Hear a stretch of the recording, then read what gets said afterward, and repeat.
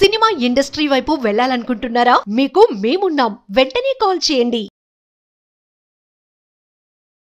ఈరోజు మనము ఒక ముఖ్యమైన టాపిక్ గురించి మాట్లాడుకుందాం. దాన్నే సోషల్ యాంగ్జైటీ డిసార్డర్ అంటూ ఉంటారు. అంటే సిగ్గుపడేటటువంటి మనస్తత్వం, ఎక్కువ సిగ్గు, బిడియము, సామాజికంగా నలుగురు మధ్యలోకి వెళ్ళటం, ఒక ఇబ్బందికరమైనటువంటి పరిస్థితి రావటం, అనుక్షణం ఎవరన్నా ఏమన్నా అనుకుంటారేమో అనేటటువంటి ఆలోచనతో ఉంటాం, కళ్ళల్లో కళ్ళు పెట్టి చూడకపోవటం, ఎక్కువగా వినటానికే ఇష్టపడటం, లేదంటే మాట్లాడటం చాలా తక్కువ చేయటం. మనం ఏం మాట్లాడితే అవతల వాళ్ళు దాంట్లో తప్పు పడతారో, లేదంటే మన బాడీ లాంగ్వేజ్ గానీ, మన ఫేషియల్ ఎక్స్‌ప్రెషన్ గానీ, ఇంకో విధంగా అయినటువంటి మెసేజ్‌ని వారికి పంపిస్తదేమో. నలుగురు నన్ను తక్కువగా చూస్తారేమో, కాబట్టి నేను ఆచితూచి మాట్లాడాలేమో, అలా తూచి మాట్లాడే దానికంటే అసలు మాట్లాడకుండా ఉండటమే బెటరేమో, లేదంటే నలుగురిలోకి వెళ్ళకుండా ఉండటమే బెటరేమో. దీన్ని సోషల్ యాంగ్జైటీ డిసార్డర్ అంటా ఉంటారు. సాడ్ అంటా ఉంటారు దాన్ని. SAD social anxiety disorder. అంటే తెలుగులో మనం చెప్పుకుంటే సిగ్గు, బిడియము, అతిగా సిగ్గు, బిడియం అవటం వల్ల మనుషులలో కలవటం అనేటటువంటిది తగ్గించుకోవటం. ఇది ఇంట్లో ఉండేటటువంటి గృహిణులు గానీ, ఇంట్లోంచి పనిచేసేటటువంటి వాళ్ళకి పెద్ద సంబంధం, ప్రాబ్లమ్ లేకపోయినా కూడా, ఎప్పుడైతే కనుక ఇది సామాజిక పరమైనటువంటి బాధ్యతలు, ఉద్యోగరీత్యా బాధ్యతలుంటాయో, లేదంటే విద్యాభ్యాసం రీత్యా బాధ్యతలుంటాయో, స్కూల్‌కి, కాలేజ్‌కి ఎళ్ళేటటువంటి అమ్మాయిలు గానీ, అబ్బాయిలు గానీ. సహజంగా అమ్మాయిలు ఎక్కువ సిగ్గుపడతారు, అబ్బాయిలు తక్కువ అనుకుంటాం గానీ, ఈ సోషల్ యాంగ్జైటీ డిసార్డర్ అనేటటువంటిది 2:1 అనమాట. అమ్మాయిల్లో 2 రెట్లు ఎక్కువున్నా కూడా ఖచ్చితంగా అబ్బాయిల్లో కూడా ఉంటదనేది మనం గమనించవలసినటువంటి అంశం. దీనివల్ల ఏమవుతుందంటే, ఎదుగుదల అనేటటువంటిది లోపభూయిష్టంగా అవుతుందనమాట. అంటే ఎదిగేటటువంటి క్రమంలో, అంటే ఒక ఇంటర్వ్యూ గాని, ఒక వైవా గాని, ఒక ఎగ్జామ్ రాసేటటువంటి క్రమంలో గాని, స్కూల్‌లో నలుగురి మధ్యన, కాలేజ్‌లో నలుగురి మధ్యన ఉండటం, ఆఫీస్‌లో మల్టీ డిసిప్లినరీ టీమ్స్ మధ్యలో ఉండటం, వాళ్ళందరూ ఎదురుగుంటా ప్రెజెంట్ చేయటం గాని, లేదంటే నాకొచ్చేటటువంటి స్కిల్లు, టాలెంటు నాకున్నది అని తెలిసినా కూడా అది ప్రెజెంట్ చేయకపోతే అది బాగుండదేమో, అది ప్రెజెంట్ చేయకపోతే మనం గ్రోత్ ఉండదేమో అని అనిపించినా కూడా ప్రెజెంట్ చేయలేకపోవటం. మాట్లాడాలి అనేటటువంటిది ఇష్టం ఉంది, భావం అనేటటువంటిది లోపలుంది, ఆలోచన ఉంది, తెలివితేటలుంది. అయినా గాని బయటకు వ్యక్తపరచకపోవడం. దీనివల్ల ఏమవుతుందంటే, ఓవరాల్ వ్యక్తిత్వం మీద మనకొక డిస్సాటిస్ఫాక్షన్ అనేది వస్తుందనమాట. అంటే సంతృప్తి, సంతోషం ఉండదు.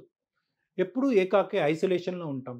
ఏదో లోపల ఎప్పుడు గుండె భారంగా ఉంటుంది. ఎవరు కాన్స్టెంట్‌గా ఏంటంటే, మనల్ని మన కళ్ళ ద్వారా, మన ఆలోచనల్ని, మన శరీరాన్ని, మన మనస్తత్వాన్ని, మన మైండ్ ద్వారా చూడకుండా, ఇతరుల ద్వారా చూడటం అనేటటువంటిది జరుగుతూ ఉంటుందనమాట. అంటే అవతల వాళ్ళు ఏమనుకుంటారో, వాళ్ళకి తగ్గట్టుగా ఇలా ఉందో, వీళ్ళకి నచ్చే విధంగా ఈ విధంగా ఉందో, వాళ్ళు కరెక్టు, వీళ్ళు రాంగు, వీళ్ళు క్రిటిసైజ్ చేస్తారు, వీళ్ళు సో, ఎప్పుడు కూడా ఏంటంటే, ఇతరుల కళ్ళ ద్వారా మనల్ని మనం చూసుకోవటం, వాళ్ళని సాటిస్ఫై చేసేటప్పటికి మనకి టైం అనేటటువంటిది కాలం వ్యర్థం అవుతూ ఉంటుంది. సో, దీన్నే సోషల్ యాంగ్జైటీ డిసార్డర్ అంటూ ఉంటారు. దీని గురించి మళ్ళీ కొంతకాలం ఇలా వెళ్ళి అంటే సహజ సిద్ధంగా మనకి ఈజీగా దొరికేటటువంటి అస్త్రం ఏదన్నా ఉంది అంటే ఇటువంటి సందర్భాల్లో అదేంటంటే అవాయిడెన్స్, అంటే తప్పించుకోవటం, ఎస్కేపిజం. తప్పించుకుంటే ఈ ఒక్కసారికి తప్పించుకుంటే, ఈ ఫంక్షన్ తప్పించుకుంటే చాలు కదా! ఈ మీటింగ్ తప్పించుకుంటే చాలు కదా! వాళ్ళందరూ పార్టీకెళ్తున్నారు, ఇది తప్పించుకుంటే చాలు కదా! ఈ రోజు సంతృప్తి కలిగేటటువంటిది ఈజీగా ఈ సోషల్ సామాజిక పరమైనటువంటి ఆందోళన నుంచి బయటపడటానికి ఒక సింపుల్ ప్రక్రియ ఏదన్నా ఉంది అంటే కనుక అది ఎస్కేపిజం, తప్పించుకోవటం. దాన్నే అవాయిడెన్స్ అంటూ ఉంటాం. కానీ ఇదొక సమస్య కింద మారిపోతూ ఉంటుంది. ఎందుకంటే సైకాలజీలో మనం రెండే మాటలను ఎక్కువగా వాడుతూ ఉంటాం.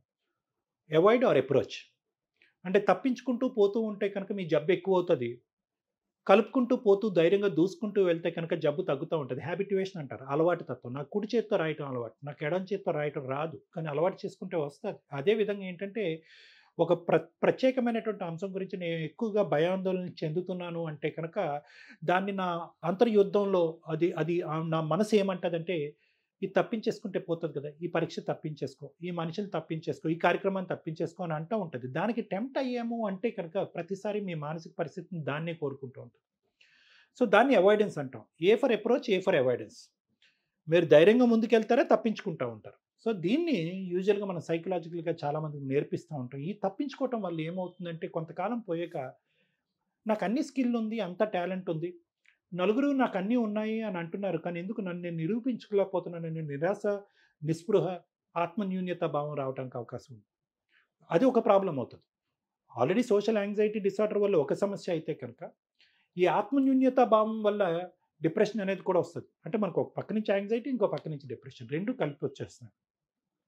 కాబట్టి ఇటువంటి అంశం ఉంటే కనుక సర్వసాధారణంగా అందరూ మాట్లాడుకునే విధానం ఏంటంటే, నీకు సిగ్గు ఎక్కువ, నీకు బిడియం, భయం ఎక్కువ అనేటటువంటిది కాకుండా ఒకప్పుడు ఈ సిగ్గు, బిడియం, భయం కాస్త ఒక అవరోధం కింద మారుతుందా?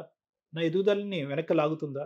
నేను అనుకున్న స్థాయికి నేను ఎదగలేకపోతున్నాను అనేటటువంటి ఆలోచన మీకు తడితే కనుక ఖచ్చితంగా దాన్ని సైకియాట్రిస్ట్ హెల్ప్ తీసుకోవాల్సినటువంటి అవసరం ఉంది.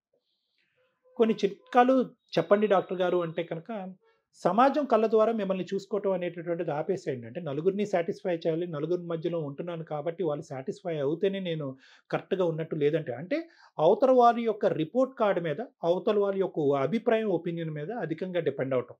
సో, ఇది తగ్గించుకోండి. మీరేంటి అనేటటువంటిది మీ లెక్క మీరు చూసుకోండి. మీ ఎదుగుదల ఏంటి? మీ భవిష్యత్తు ఏంటి? మీకు మీరేం చేసుకుంటున్నారు? ఈ సిగ్గుపడటం వల్ల, బిడియం పట్టడం వల్ల, నలుగురిలోకి వెళ్ళకపోవటం వల్ల, చేయవలసినటువంటి కర్తవ్యాలను నిరూపించుకోకపోవటం, నిర్వర్తించకపోవటం వల్ల మీరు జీవితంలో వెనకబడుతున్నారా? మీకు రావాల్సినటువంటి సమయంలో రాకుండా పోతున్నాయా? మీరు గెలవాల్సినటువంటి సమయంలో గెలవలేకుండా పోతున్నారా? రేపొద్దున ఒక 5, 10 సంవత్సరాల తర్వాత వెనక్కి తిరిగి చూసిన తర్వాత దేని గురించి నేను భయపడ్డాను? ఏది చేతికి అందే సమయంలో పోగొట్టుకున్నాను? కేవలం నా భయం వల్ల అన్నీ వదులుకున్నానా? అనేటటువంటి భావంతో మీరు ఇంకా దిగ్భ్రాంతి చెందేటటువంటి అవకాశం ఉందా? అప్పుడు ఏం పరిస్థితి? అప్పుడు సొల్యూషన్ ఏంటి? సో, ఇటువంటి ఆలోచన శైలి అనేటటువంటిది మీకు పెంపొందించుకోవటం చాలా ఇంపార్టెంట్.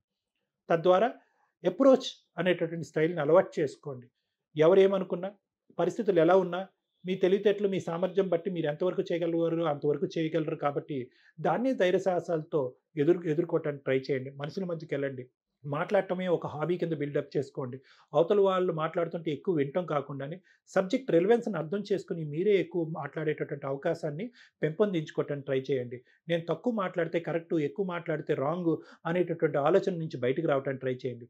ఈ విధంగా ఎక్కువ సామాజికంగా అంటే ఒకేసారి 10 మందితో కలవమనట్లేదు గానీ, స్లోగా మనుషుల్ని కనెక్ట్ చేసుకుంటూ ముందుకెళ్ళండి అని చెప్తున్నాను.